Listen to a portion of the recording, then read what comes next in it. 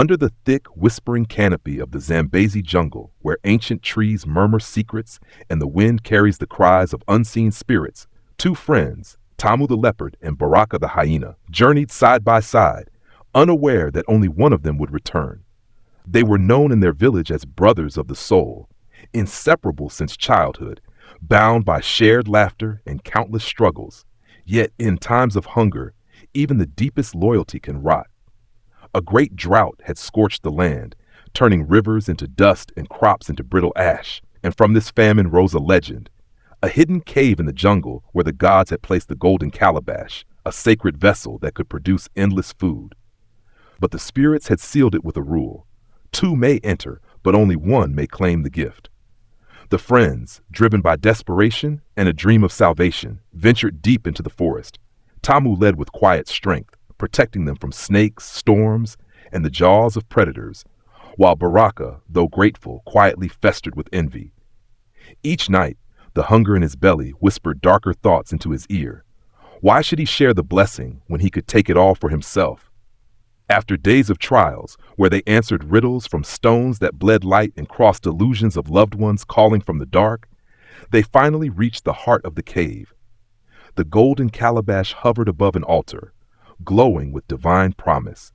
But before Tamu could speak, before gratitude could be voiced, Baraka struck, lifting a jagged stone and smashing it against the back of his friend's head. Tamu collapsed, blood soaking into the sacred soil, eyes wide, not with fear, but betrayal.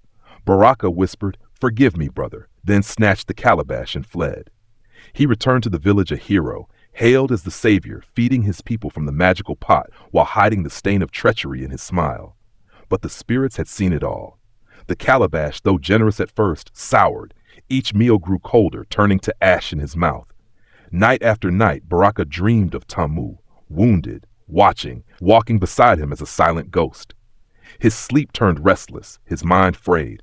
Whispers followed him even in daylight. Leaves rustled with voices only he could hear. "Brother? Why?"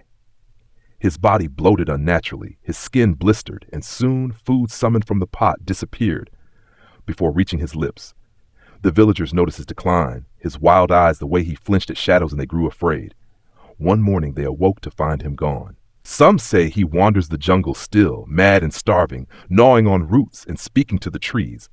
Others say Tamu returned, not as a man but as a spirit in the form of a great leopard, his golden eyes glowing in the night, guarding the sacred cave and watching all who claim to be friends. The jungle remembers betrayal, and so do the spirits. This is why, even today, elders warn the young. Trust no one blindly, for some will walk beside you with smiling teeth, waiting for the moment you turn your back. Not every friend wants you fed. Sometimes the one who laughs loudest is the one sharpening the knife. In the end, betrayal doesn't always come from enemies. It comes from the ones who say, "I've got your back," as they reach for the stone.